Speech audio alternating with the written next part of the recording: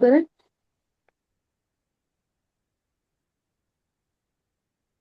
नमो अरहन्ताणं नमो सिद्धाणं नमो आयर्याणं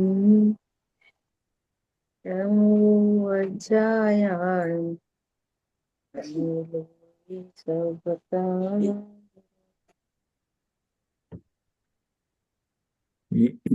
हम लोग स्वाध्याय कर रहे हैं चर्चा चैतन्य की, और अपना विषय चल रहा है चर्चा क्रमांक 8। इसके अंतर्गत टॉपिक है पर्याय में पर्याय का भेदन होता है ना। अर्थात लक्षण से लक्ष्य प्रसिद्ध होता है। पर्याय छायोपम में ज्ञान, ज्ञान लक्षण के माध्यम से मैं ज्ञायक हूँ ऐसा अनुभव करती है। तो पर्याय में पर्याय का ही वेदन होता है, ठीक है। और द्रव्य का लक्ष्य होता है। अभी देखो क्या बोल रहे हैं। पर्याय को पर्याय में वेदन होता है, तो बाबूजी पर्याय में होता है ये निश्चय है। सुनो, द्रव्य का अनुभव हो रहा है, वह व्यवहार कैसे बन गया। देखो नई बात लग रही होगी। पर्याय अपने को द्रव्य स्वीकार करे, है ना। यहाँ पर क्या कह रहे हैं, वो व्यवहार हो जाएगा, क्योंकि निश्चय तो ये है, सम्यक दर्शन तो उस समय हुआ ना, वो द्रव्य तो पहले भी विद्यमान था। ख्याल में आ रही है बात। द्रव्य के कारण सम्यक दर्शन हो तो द्रव्य तो पहले ही विद्यमान था। पर्याय ने द्रव्य हूं ये स्वीकार किया है ना। जब पर्याय ने ज्ञायक का आकार अपने भीतर, ज्ञायक का चित्रांकन अपने भीतर किया और उसमें अभेद हो गई, अर्थात मैं हूं, ये ही मैं हूं, तो ये ही मैं हूं, इसमें ज्ञाता भी वही और ज्ञेय भी वही। इस तरह ज्ञाता और ज्ञेय अभेद, पर्याय में अभेद हो गया। सुनो बहुत ध्यान से। और वो शुद्धात्मा अपने स्थान पर ज्यों का त्यों स्तंभ की तरह, स्तूप की तरह खड़ा है।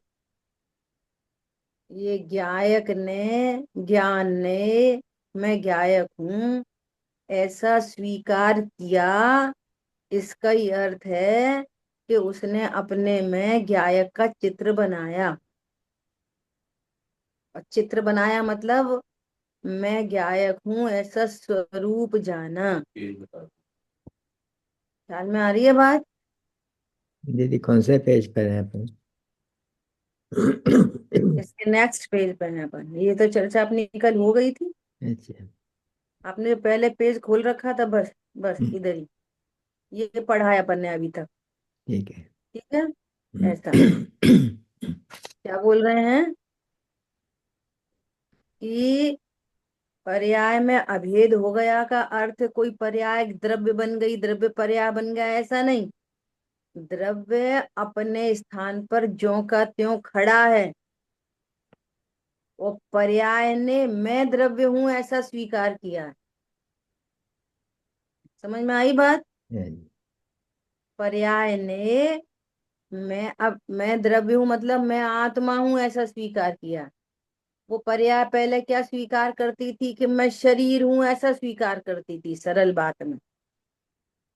और अब वो पर्याय क्या स्वीकार कर रही है लक्षण के माध्यम से, मैं आत्मा हूं। बस इतनी बात है। हाँ बोलिए।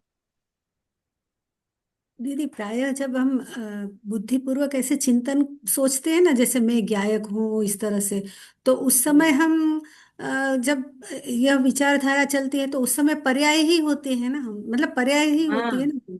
तो वही बस एक तरह से हुआ ना।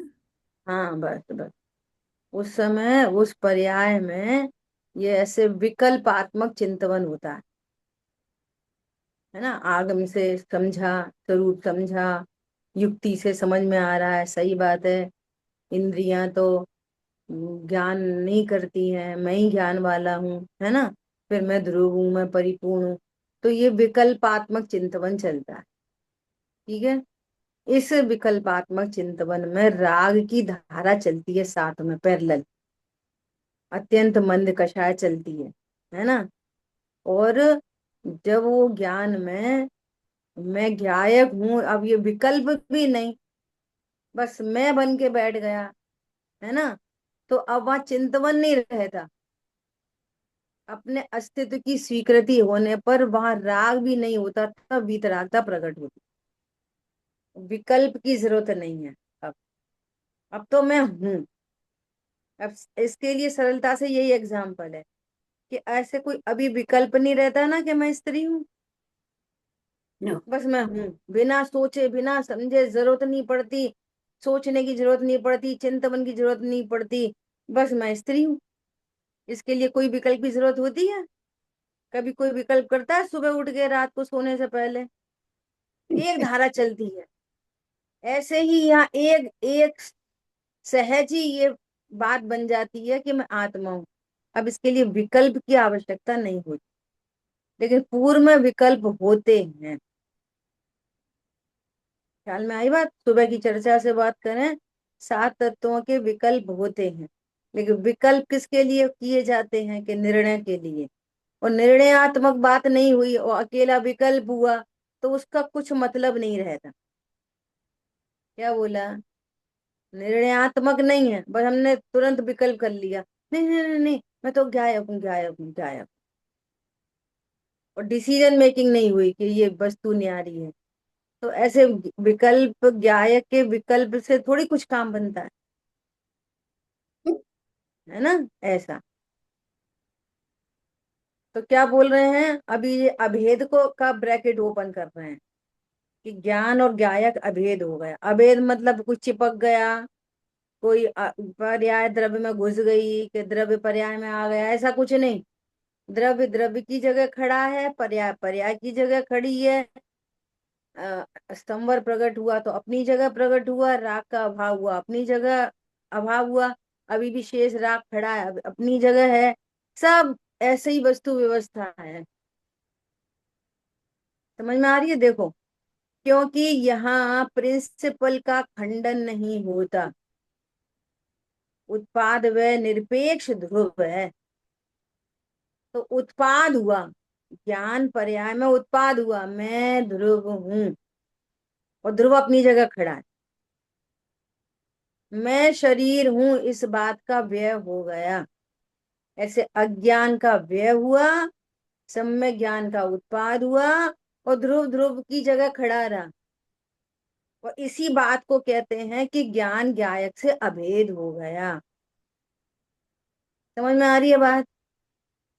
अब वो उस ज्ञान में विकल्प नहीं है। अभेद हो गया मतलब विकल्प नहीं है। श्रद्धा अभेद हो गई मतलब विकल्प नहीं है। श्रद्धा में स्वीकृति हो गई, मैं आत्मा हूं, निर्विकल्प स्वीकृति। उस स्वीकृति में कोई विकल्प नहीं। जैसे अनादि अज्ञानी ने को निर्विकल्प स्वीकृति है कि जो पर्याय उत्पन्न हुई वही मैं हूं। ख्याल में आ रही है बात? भूतकाल में कितनी पर्याय रूप उत्पन्न हुआ, लेकिन उन सारी भूतकाल की पर्यायों का कुछ होश नहीं। वर्तमान की जो पर्याय है उस प्राप्त पर्याय में तन्मय। क्या बोला? समझ में आ रही है? उस हाँ, प्राप्त पर्याय में तन्मय। जब भी हम जैसा मैं ज्ञानानंद से वादी हूँ। अच्छा, शुद्धात्म है मेरा नाम, जैसे गुनगुनाती हूँ जब कभी भी, तो इसकी कोई आवश्यकता नहीं रह जाती। जब निर्णय हो जाता है तो ये सारे विकल्प हटते हैं, यानी कि वो 24 घंटे, यानी अपनी श्रद्धा वाली चीज पक्की हो जाती है। निर्णय अपना पक्का हो गया तो उसमें अलग से मैं शुद्ध हूँ बुद्ध हूँ, ये नहीं, मैं हूँ, बस मैं। बराबर है। अब अब जितनी मंद कषाय होगी, जितना शेष राग है, अभी अप्रत्याख्यान राग है, प्रत्याख्यान राग है, संजुलन राग है, उस संजुलन राग में ये भाव उत्पन्न होंगे, मंद कषाय में मैं ज्ञानानंद स्वभावी हूँ। अशुभ राग उत्पन्न होगा तो ये भाव होंगे, मुझे भूख लग रही। अशुभ राग उत्पन्न हो गया तो आपने हमको ऐसा कैसे बोल दिया, तो क्रोध भी हो गया, मान हो गया, माया होगी, लोभ हो गया। तीव्र कषाय होगी तो हिंसा, झूठ, चोरी, कुशील, परिग्रह के परिणाम हो गए। जाति कौन सी? अप्रत्याख्यान। अब ऐसा नहीं कि अब उससे कोई दूसरे भाव होंगे ही नहीं, शुभ भाव भी होंगे, अशुभ भी होंगे, लेकिन कौन हाँ, सी ये जाति यही होगी उनकी? अप्रत्याख्यान जाति। अप्रत्याख्यान, बराबर बराबर। समझ में आ रही है? प्रत्याख्यान जाति, संजुलन जाति। अरे मुनिराज को भी आहारचर्या के विकल्प आते, मुनिराज को भी स्वाध्याय करने कराने के भाव आते। समझ में आ रही है? वो तो अब शेष राग का कार्यक्रम चलता है, और श्रद्धा में एक अभेद ज्ञायक हूँ। अब यहाँ अभेद का ब्रैकेट ओपन हो रहा है। अभेद का मतलब ये नहीं कि द्रव्य पर्याय में चली गई, पर्याय द्रव्य में चला गया।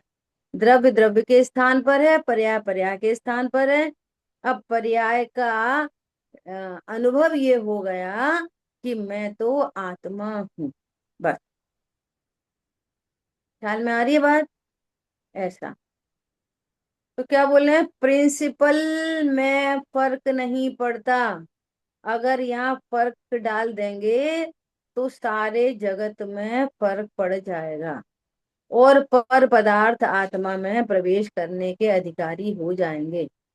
अगर एक पर्याय द्रव्य में चली गई, एक पर्याय द्रव्य के साथ अभेद हो गई, है ना, तो एक पर्याय अभेद हो गई तो फिर शरीर भी अभेद हो सकता है, फिर पर पदार्थ अभेद हो सकते हैं, कोई भी अभेद हो सकता है फिर तो। अगर एक अभेद हो गया तो समझ में आ रही है बात? अगर एक रोटी बनाने के तुम करता हो, तो फिर 1,000 के भी करता हो, 1 करोड़ के भी करता हो। समझ आ रही है बात? अगर एक पर्याय भी द्रव्य के अंदर प्रवेश पा गई तो सर्व के प्रवेश का प्रसंग आ जाएगा।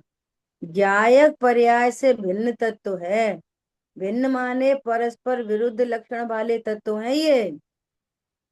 द्रव्य नित्य है और पर्याय अनित्य है। अगर अनित्य नित्य में आ गया, देखो क्या गड़बड़ी आएगी। अगर अनित्य नित्य में आ गया तो या तो अनित्य को नित्य बनना पड़ेगा, और या फिर नित्य को अनित्य बनना पड़ेगा, जो भारी पड़ जाए।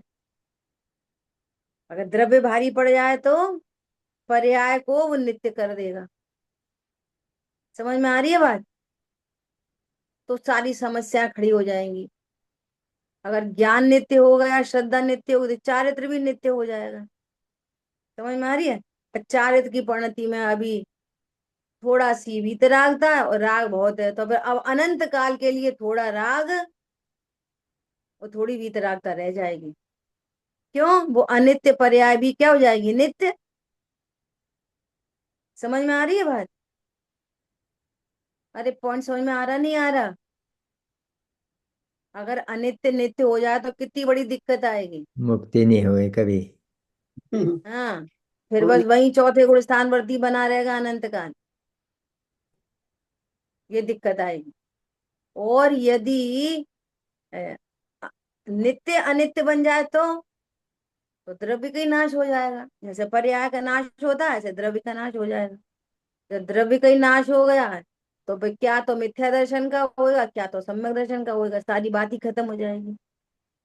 और ऐसा कभी होता नहीं, द्रव्य का कभी नाश होता नहीं, और पर्याय सदा उत्पाद व रूप बनी रहती है। तो सिद्धांत का नाश नहीं होता, और शब्द ऐसे इस्तेमाल किए जाएंगे कैसे? पर्याय अभेद हो गई पर्याय नित्य हो गई। समझ में आ रही है बात?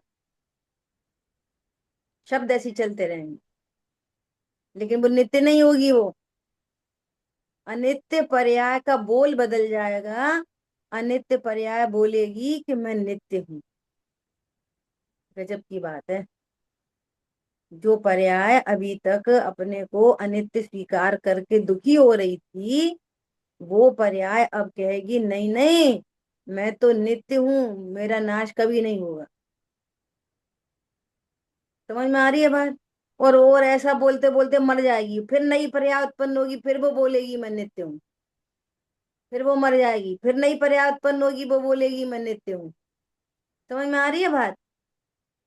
प्रवचन सार जी में ये बहुत अच्छा पूरा विषय आया है। वहां पर क्या कह रहे हैं, सिद्ध भगवान में, सुनो बहुत ध्यान से।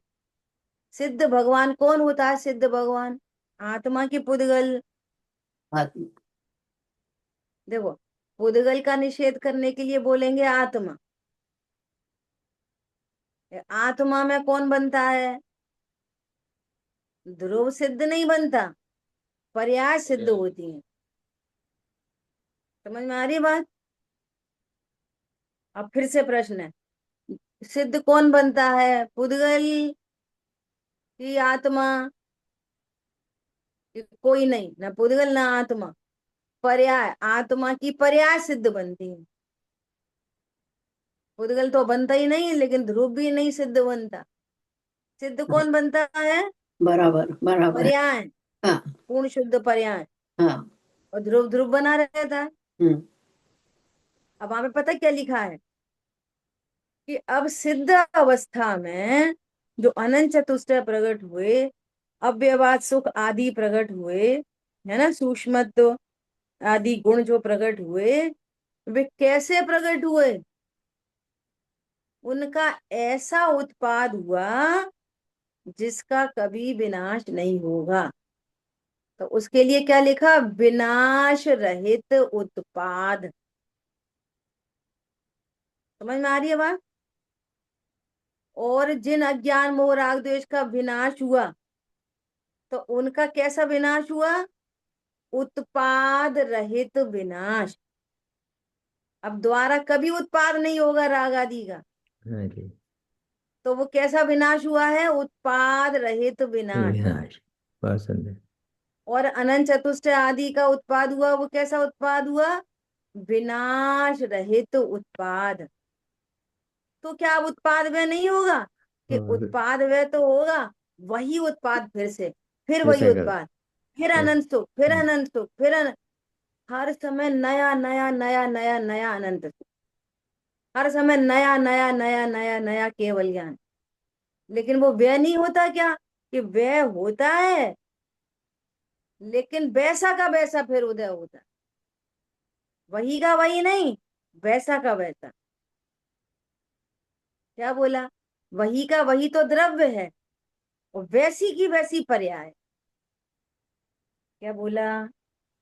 हर पर्याय द्रव्य का, वैसे कैसे। द्रव्य का नेचर कैसा है? वही का वही, वही का वही, वही का वही। और सिद्ध अवस्था में पर्याय कैसी है? वैसी की वैसी, वैसी की वैसी, वैसी की वैसी। अज्ञान दशा में पर्याय कैसी है? ऐसी वैसी, टेढ़ी मेढ़ी, कभी ऐसी कभी वैसी। और वहां पर कैसी है? ऐसी की ऐसी। समझ में आ रही है भाई? कभी तीव्र, कभी मंद, कभी वीतराग था, कभी कम ज्ञान, कभी ज्यादा ज्ञान। अब कैसा होगा? केवल ज्ञान। हर पर्याय में केवल ज्ञान, केवल ज्ञान, केवल ज्ञान। तो उसको ध्रुव कहते हैं। सिद्ध अवस्था को क्या कहते हैं? ध्रुव। अब ये स्याद बात समझ में नहीं आएगा ना, उस उत्पाद वे को ध्रुव कह रहे हैं, क्योंकि वो ध्रुव जैसा है और बदलेगा नहीं। समझ में आ रही है? पर अनित्य तो अनित्य है, और नित्य नित्य बना रहे, रहेगी वो अनित्य ही, लेकिन कैसी अनित्य? ध्रुव जैसी, ध्रुव जैसी अनित्य। समझ में आ रही? थोड़ी टेक्निकल चर्चा है तो। हाँ बोलिए।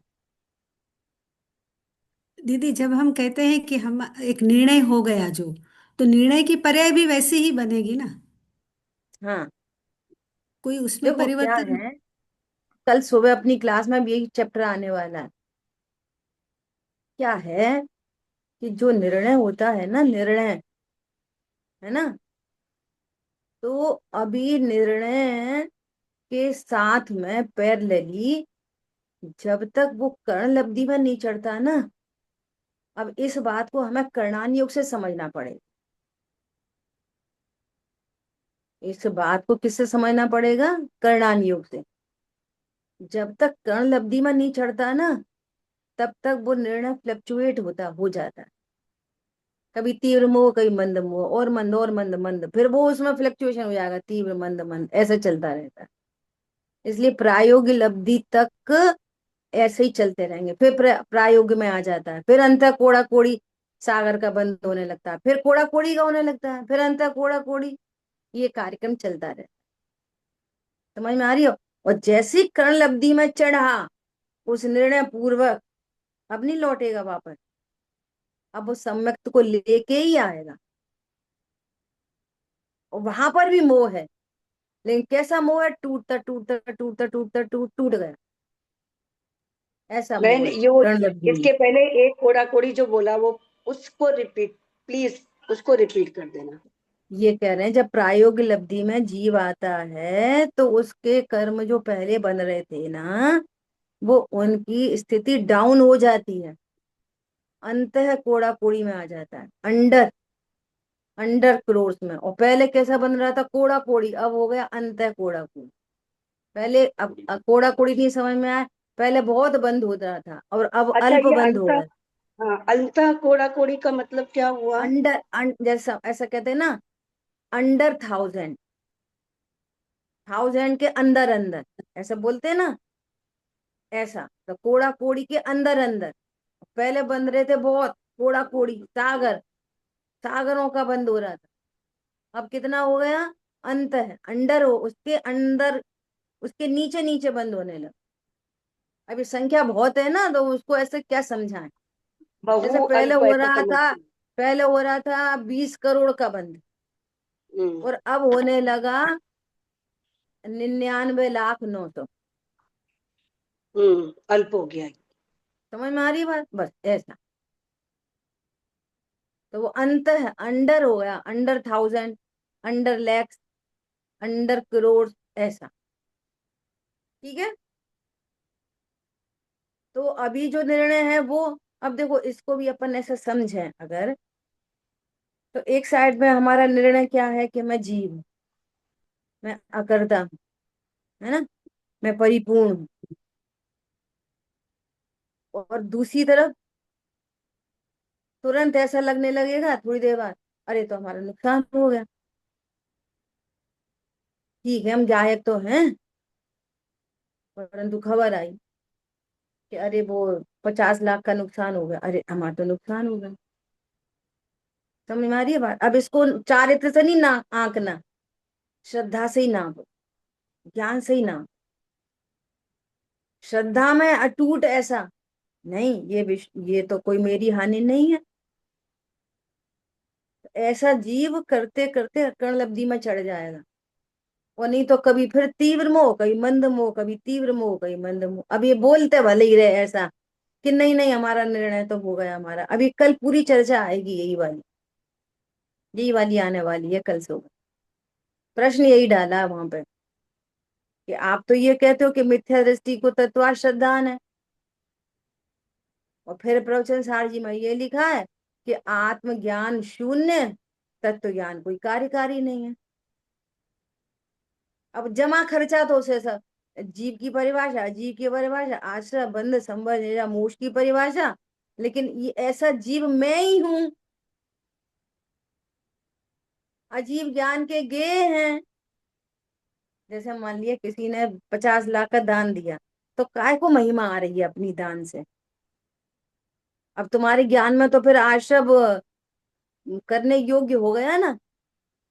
50 लाख का दान सुखकारी है कि दुखकारी है? भाव, जो भाव दान का जो परिणाम है, भाव है, वो सुख का कारण है कि दुख का कारण है? आश्रव है कि संवर है? आश्रव अब है। है आश्रव, और आश्रव से अपनी प्रशंसा चाह रहे। कोई 50 लाख दान दे और उसका नाम नहीं बोला जाए तो बोलो कैसा लगता है? ख्याल में आ रही है बात? अब लोगों को तो अच्छा नहीं पता चले तो पता लगाएंगे। समझ में आ रही है बात? तो आश्रव आपके ज्ञान में क्या सिद्ध है? सुकार है कि दुक्कार है? दुख। तो भाषित होता है शुभ भाव दुक्कार। तो फिर तत्व निर्णय कहेंगे कि नहीं कहेंगे इसको? हाँ, अभी ऐसे ही हुआ अभी शिखर जी में। इन लोग गए भाई साहब के पास, तो बोले कि माता पिता की ओर से कल जन्म कल्याणक पे भोजन हमारी तरफ से। तो भाई साहब बोले कि भोजन तो बन ही रहा है तुम्हारी तरफ से, हमारी तरफ से क्या? फिर तो ऐसा बोले। फिर बोले हाँ हाँ हाँ करो अपनी तरफ से, करो करो। फिर ऐसा बोले। फिर क्या बोले? अनाउंस नहीं करेंगे बोलो। समझ में आई बात? ये वाली बात उन्होंने प्रवचन में भी ले ली थी। अनाउंस नहीं करेंगे। तैयार हो? तैयार है, तैयार तो है ही। अनाउंस नहीं करेंगे। बोलो कैसा लगता है? हमने इतने दिए, हमने इतने दिए, हमने इतने दिए। बोलो पता चलनी चाहिए। फिर उन्होंने बोला नहीं भाई साहब, वो अनाउंसमेंट इसलिए सही रहती है कि लोगों को प्रेरणा मिलती है।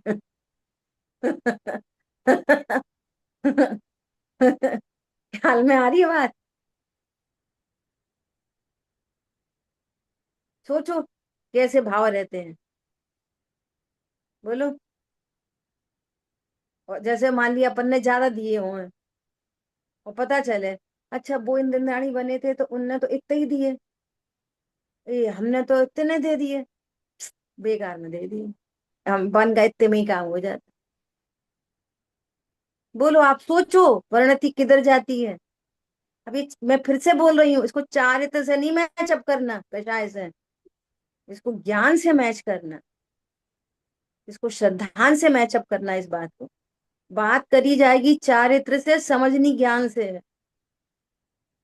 कल भी बोला था मैंने, परसों भी बोली थी ये वाली बात। बात कहाँ से करी जाएगी? चारित्र की परिणति से। और समझना है श्रद्धान से, ज्ञान से। सम्यक होनी है श्रद्धा, काम करेगा ज्ञान, और बात होगी चारित्र से। मुझे भी ये बताओ कि जैसे अभी बताया कि पैसे का लॉस हुआ हमारा किसी के थ्रू, तो हमारी थिंकिंग उस समय क्या रहती है? इतनी तो रहती है, होगा पूर्व में लिया होगा हमने तो चलो हो गया, ऐसे ही सोचते हैं अपन। लेकिन यहाँ पर क्या श्रद्धा से अपनी जो सोच है, अपना जो थिंकिंग है, वो श्रद्धा से रहना चाहिए। तो इसको एक बार और समझाना, इसी चीज को कि अपना लॉस हुआ देखो पैसे का तो अपन क्या लॉस सोचेंगे? हुआ, समझ में आ रही बात? हाँ। आपके शब्दों से ही पता चल रहा है कि अपना लॉस हुआ किसी और के माध्यम से, तो वो अपना तो लगता ही रहता है ना। अब क्या कि वो कर्म का उदय है, तो कर्म का उदय का विचार करने पर थोड़ी कषाय मंद हो जाएगी। लेकिन मैं, मेरा धन होता ही नहीं, मेरा शरीर होता ही नहीं, मेरे पत्नी बच्चे होते ही नहीं, ये है श्रद्धा का बल। करेक्ट करेक्ट ख्याल में आ रही है बात? करेक्ट। बहुत यहाँ और तक सुनो अपने अब को। इसका उल्टा, अब इसका उल्टा, कि कोई ज्ञानी धर्मात्मा ऐसा कहते मिल जाए अरे बहुत भारी नुकसान हो गया, तो भी उसके पास श्रद्धान का बल है कि मैं करता हूँ। हम बार बार चारित्र से नापने की कोशिश करते, तो क्या करते हैं? नहीं भैया हो गया, अपन का, अपन तो गायक है, तो इस वचन से भी कुछ नहीं होएगा। यहाँ तो बात वस्तु चाहिए, यहाँ तो बहुत बढ़िया। विचार नहीं चाहिए, विचार नहीं चाहिए, वस्तु चाहिए। तुम ये बताओ तुम वस्तु कौन हो, और तुम्हारा कौन कौन होता है? वस्तु कौन सी है हम, और इस वस्तु का कौन कौन होता है? जब शरीर ही नहीं होता तो फिर पैसा, दुकान, मकान, पत्नी, बच्चे कहाँ ठहरते हैं? जहाँ दे पढ़ते तो अपन रोज ही हैं, गाते हैं, अर्घ चढ़ाते हैं। जहाँ दे अपनी नहीं तहाँ न अपनों को, मोहांध महा अज्ञानी मैं निज को पर का करता जाना। और वो पढ़ते रहते हो जानते ही रहते, और अर्घ चढ़ाते रहते हो जानते ही रहते।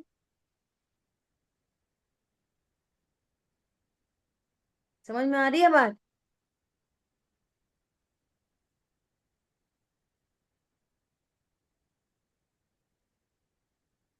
देखो मतलब कथनी करनी में कितना अंतर होता है। विचारधारा। कथनी करनी, अभी हाँ। थोड़े दिन पहले भाई साहब ने एक उदाहरण दिया था, पहले भी सुना होगा किसी ने, कईयों बार सुना होगा। एक बहुत ब्रिलियंट स्टूडेंट और उसके टीचर ने उसको ऐसा कहा कि लिखो, याद करो, मैं सदा शांत रहूंगा, मैं सदा शांत रहूंगा, है ना। दूसरे दिन टीचर ने पूछा, याद कर लिया? तो बच्चे बोले कर लिया कर लिया कर लिया। तो वो ब्रिलियंट से पूछा, तुमने कर लिया? तो बोला नहीं सर, नहीं याद कर पाया। उन्होंने स्केल से हाथ पे पिटाई लगा दी। फिर दूसरे दिन पूछा, कर लिया? सर नहीं कर पाया। क्या हो गया है तुम्हें? फिर डांट पड़ी, तीसरे दिन फिर डांट पड़ी। चौथे दिन बोला, क्या बोला? सर आज याद कर लिया। इतनी एक लाइन याद करने में तुम्हें 3 दिन लग गए? क्या बोला? तो याद ही करना था क्या बस? अब घर में, अंदर में, बाहर में, स्कूल में, पड़ोस में, अड़ोस में स्थितियां बन रही, और वो शांत नहीं रह पा रहा था। तो कैसे बोल दे मैंने याद कर लिया? फिर आज कोई कंडीशन बनी और शांति रखी, शांति आई, तब उसने बोला साहब मुझे आज याद हो गए। समझ में आ रही है बात? हम तो रोज बोल रहे हैं हम जीव हैं, पुद्गल में ज्ञान नहीं, सुख नहीं, और वही सुख का कारण लगता, हमें तो तत्व ज्ञान हो गया। क्या बोला? एक बार ऐसी घटना घटित हुई। क्या घटना घटित हुई? कि छोटे दादा किसी जगह महावीर जयंती के प्रोग्राम में गए, और उनका टाइटल क्या था? अहिंसा परमो धर्म, महावीर की अहिंसा, ऐसा उनका टॉपिक था, है ना। तो उनके विरोध में बहुत सारे लोग आ गए, पुलिस वुलिस भी लग गई, है ना। सत्य घटना है ये। तो फिर कोई जैन समाज के कोई बड़े बड़े धुरंधर दिग्गज लोग आ गए, बोले साहब आप तो प्रवचन करो, इनको तो सब देख लेंगे, एक को भी नहीं छोड़ेंगे। तो दादा ने प्रवचन नहीं किए, दादा ने प्रवचन नहीं किए। और वे लोग फिर जब प्रवचन नहीं हुए, तो वो सारे जो लोग भी थे उनके विरोधी, वो नारे लगा लगा के चले गए, और ये लोग अपने आ गए, वे अपने चले गए। कोई मार धाड़ नहीं हो पाई, लड़ाई झगड़ा नहीं हो पाया। तो फिर किसी ने बोला उनको, दादा को, कि साहब आपने तो हमारी नाक कटा दी, आपने तो प्रवचन ही नहीं करा, उनको तो हम देख लेते। तो दादा ने क्या जवाब दिया? प्रवचन करना था अहिंसा परमो धर्म पे, और हिंसा के द्वारा अहिंसा का प्रवचन होता। समझ में आई बात? मेरा प्रवचन हो गया, कोई प्रवचन शब्दों से नहीं होता। क्या बोले दादा? एक भी हिंसा नहीं हुई, प्रवचन हो गया। समझ में आ रही है बात? हम एक दूसरे को बोलते रहते, ऐसा करना चाहिए, ऐसा नहीं करना चाहिए। अपने गले बन झांक के देखो हमें क्या करना चाहिए, हम क्या समझते हैं, हम क्या जानते हैं, हम क्या मानते हैं। हर व्यक्ति दूसरे को उपदेश देता है, हर व्यक्ति दूसरे को उपदेश देता है। I am right, you are wrong. हर व्यक्ति गलत वाला है ना, गलत, जिसको मालूम है वो झूठ बोल रहा है। और कषाय इतनी तीव्र होती है कि खुद को पता होते हुए भी कि मैं झूठ बोल रहा हूँ, सफेद झूठ, तो भी वो उसी को सिद्ध करता है, I am right, you are wrong.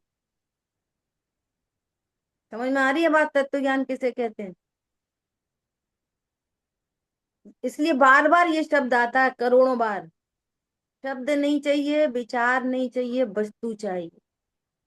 वस्तु डिराइव करो, फिर कषाय भी हो जाए तो कोई समस्या नहीं है। क्या बोला? हमने वस्तु समझ ली और फिर कषाय हो भी जाए तो कोई समस्या नहीं है। हम क्या कर रहे हैं? अभी भी बार बार शब्द सीख रहे हैं, शब्द सीखने की कोशिश कर रहे हैं।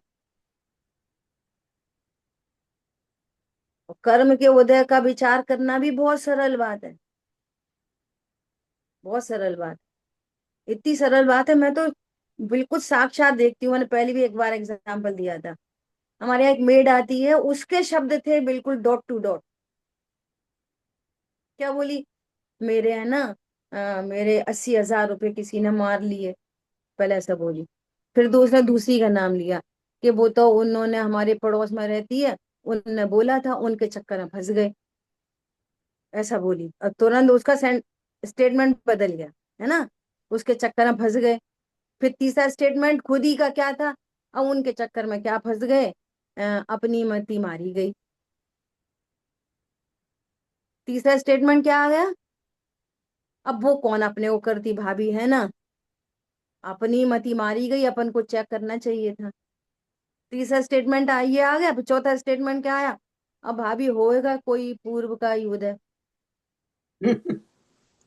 ये चौथा स्टेट, अभी मैं कुछ नहीं बोल रही, उसी के स्टेटमेंट बदलते जा रहे, बदलते जा रहे, बदलते जा रहे। और बोलो आज हम इस स्वाध्याय भी इतनी बात पे ही जाके इतिश्री कर रहे हैं। वो तो पढ़ती भी नहीं है, स्वाध्याय भी नहीं करती।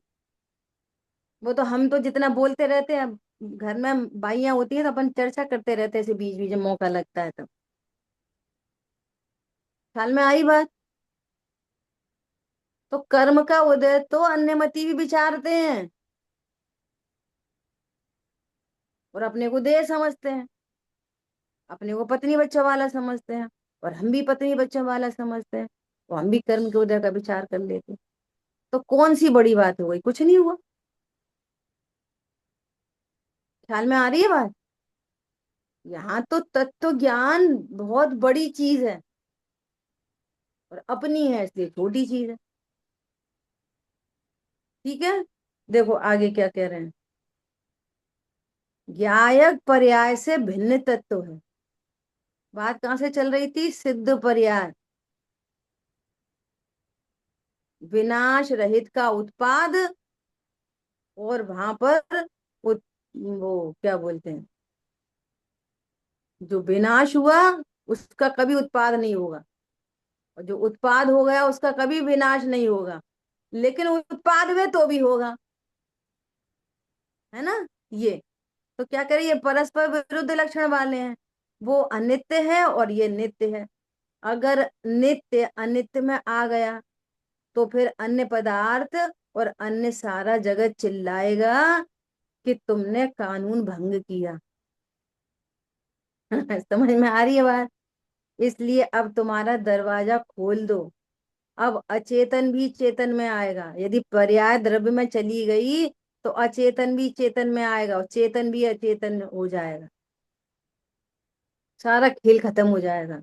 लेकिन कुदरत का जो संविधान है वो कभी भंग नहीं होता, चाहे अपने ऊपर अप्लाई करो या दूसरे पर अप्लाई करो।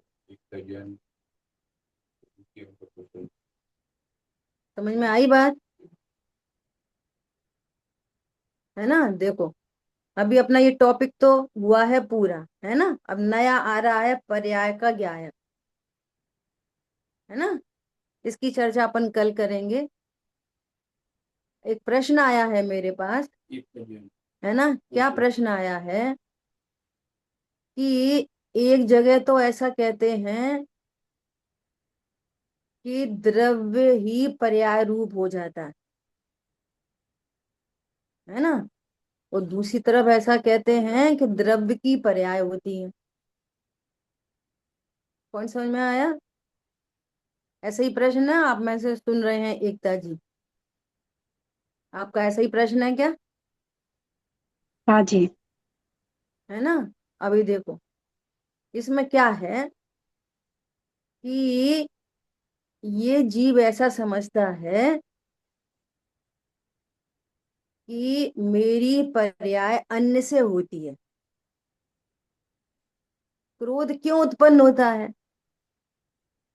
क्रोध क्यों उत्पन्न होता है? बोलो, किसी को भी गुस्सा कब आती है? बताओ। सपना जी, गुस्सा कब आती है? जब कोई अपना कहना नहीं सुनता है। मान जब कोई अपना कहना नहीं सुनता। मान ठीक का है, सार मान का सार होती तो। ठीक है। सुनो, यहाँ भगवान ये कह रहे हैं कि तुम अपने को आत्मा नहीं जानते, इसलिए क्रोध होता है। वो बात तो मेन है, आप रोज यही कहते हैं।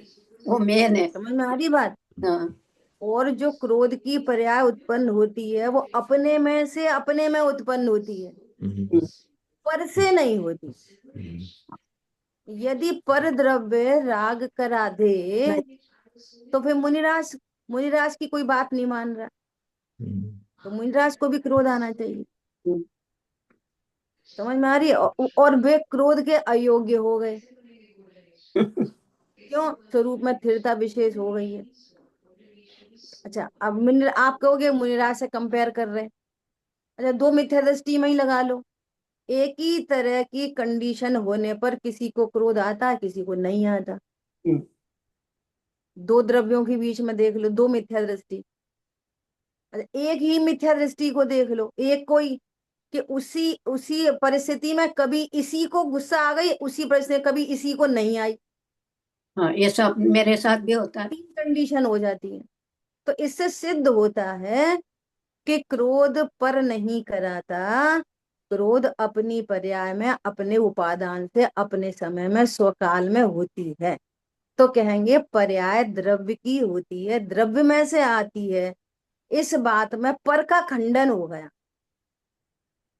कि पर से नहीं उत्पन्न होती। तो क्रोध का लगा, ऐसे ज्ञान का लगा लो, श्रद्धा का लगा लो। ऐसे सम्यक दर्शन भी अपने से होता है, देव गुरु से नहीं आता। सम्यक दर्शन भी अपने में से ही होता है, कर्म के उपशम से नहीं आता। हाँ। भले उस समय कर्म का उपशम भी हो, देव गुरु की उपस्थिति भी हो। तो पहले सेंटेंस में तो ये फोकस किया गया है कि द्रव्य की पर्याय होती है, यह पर्णमति सा करता, वो पर्याय कभी भी किसी की भी अन्य से नहीं आती। वो जाने माने कुछ भी, वस्तु स्थिति ऐसी है। ठीक है। अब कोई बोले हाँ हाँ सही बात है, मैं तो बहुत क्रोधी हूँ, मैं तो बहुत क्रोधी हूँ, तो बताते हैं कि नहीं, क्रोध उत्पादव्य है, इसी समय द्रव्य परिपूर्ण है। क्रोध के काल में परमात्मा पूरा है। ख्याल में आई बात? हम्म, हाँ। तो ऐसे उसको पर्याय को गौड़ करा के द्रव्य दृष्टि कराते हैं। ठीक है। अब कोई द्रव्य दृष्टि न करे, है हम्म, ना, और निश्चयाभास का प्रसंग आए, तो प्रमाण का ज्ञान कराते हैं। क्या कहते हैं? जिस समय आत्मा क्रोधी है, उस समय पूरा आत्मा ही क्रोध रूप नमन करता है। अब ये प्रवचन सार जी की प्रमाण की लैंग्वेज है। हम्म, पूरे प्रमाण की बात करेंगे ना, उत्पाद व ध्रुव युक्तम सत, को क्रोध रूप परिणमित आत्मा क्रोधी है, मान रूप परिणमित आत्मा मानी है, सम्यक दर्शन रूप परिणमित आत्मा सम्यक दृष्टि है। तो ये प्रमाण का ज्ञान कराते हैं। ठीक है। तो अलग अलग विवक्षाओं से अलग अलग वस्तु स्वरूप बताया जाता है, स्यादवाद शैली से। तो जब ऐसा कहा जाए कि आत्मा, आत्मा की पर्याय होती है, आत्मा ही पर्याय रूपण में करता है, तो वहां पर की नास्ती करनी चाहिए और अपने प्रमाण को जानना चाहिए। ख्याल बराबर। में आई बात? और द्रव्य में से पर्याय होती है, यहाँ पर भी पर की नास्ती है, और पर्याय और द्रव्य में कथनचित भिन्नता है, ये भी समझना चाहिए। दोनों बातें समझनी चाहिए। प्रमाण को नहीं जानोगे तो शुद्धने में नहीं पहुंच पाओगे। इसलिए प्रमाण को भी जाने, और सर्वथा अभेद भी नहीं है, कथनचित भेद है। तो पर्याय को भी समझे, द्रव्य को भी समझे। ख्याल में आ रही है बात? आपकी वो सुबह क्लास लगती है, वो उसका कुछ नंबर होगा ना? कितने बजे होती है हाँ, इंडिया के हिसाब से? इंडिया के हिसाब से होती है 8:15 से 8:20। 8:20 ठीक पे है, तो। लिंक भेज देंगे आपके इस ग्रुप पे, अच्छा, ठीक है। सुबह से लिंक भेज। ठीक है, हम्म, अभी अभी समय हो गया है। अब हम्म, श्राविका को भजन सुनाना था, हम्म। तो श्राविका कल सुनाएगी भजन। ठीक है, अभी टाइम हो गया, 2 मिनट हो जाए। चलो सुना दो। हाँ, सुना दे, कुशल सुना भाई दे। 1-2 मिनट ले लो। सुना हाँ दे, जरूर, चलो सुना चलो, दीजिए, सुना फर्क दीजिए। पड़ेगा, सुनाने दो। चल आ जाओ। जय जिनेंद्र बोलो शुरू। जय जिने, जय जिनेन्द्र। जय जिनेन्द्र। सुना। अब जिन दीक्षा लेना चाहिए, निज जोर से बोलो। आराधना करना चाहिए, अब जिन दीक्षा लेना चाहिए, निज आराधन करना चाहिए। जीवन का है नहीं ठिकाना, यहाँ से कब हो जावे जाना, अब विलंब नहीं करना करना चाहिए, चाहिए, अब दिन दीक्षा दीक्षा लेना लेना चाहिए, चाहिए। करना चाहिए। है स्वाधीन शुभाय व्यवस्था, कर्मोदय की अति विचित्रता, लख कर समता धरना चाहिए, चाहिए, अब दिन दीक्षा लेना लेना चाहिए, चाहिए, निज आराधन करना करना करना चाहिए। चाहिए। जिन बहुत वाणी के ज्ञान से तुझे लोकालोक, सो वाणी मस्तक नमन सदा सदा सुनो। बोलिए द्वाशांग मई जिनवाणी माता माता की की जय। जय। जय हो। जय जय जिनेंद्र। बहुत जिनेन्द्र। बहुत सुंदर। ये अभी शेखर जी के पंच कल्याणक का भजन है, उस दिन दीक्षा कल्याणक का। बहुत सुंदर है दीदी। बहुत सुंदर दीदी, बहुत बढ़िया। आपका नाम क्या है? श्राविका। और श्राविका, आप इतनी बड़ी हो गई हो। बहुत बढ़िया, बहुत बढ़िया। कितना साल हुआ? आपको कितने 6 साल हो years गए? अभी। 7 years की होने वाली है। 7 7 years years, my goodness, you are a big girl, you are a tall girl. से thank you. Thank you. You are a pretty girl. Thank you, beta. Bye. Okay, जय जिनेंद्र। जय जिनेन्द्र।